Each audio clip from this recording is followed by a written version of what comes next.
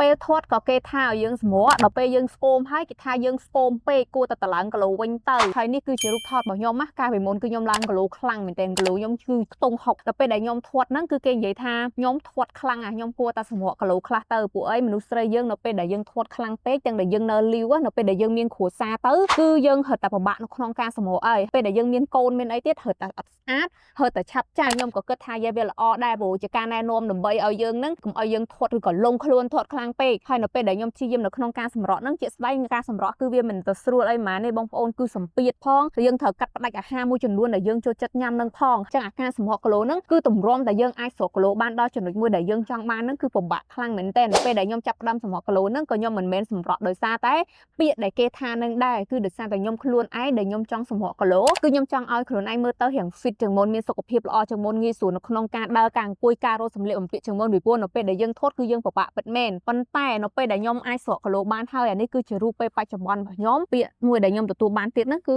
រូបរាងរបស់ខ្ញុំស្គមម៉េះមើលទៅរៀងបាក់មើលទៅរៀង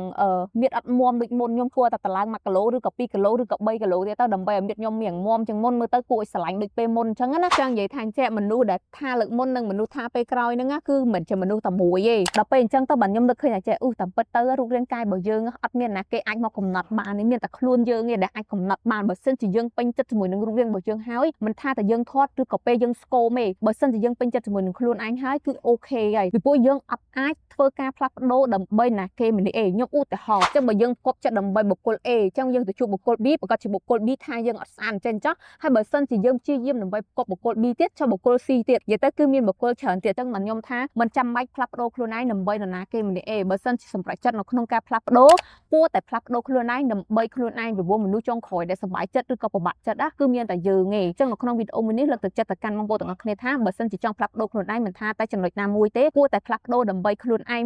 មុនពេលដែលផ្លាស់ប្ដូរដើម្បីអ្នកដទៃ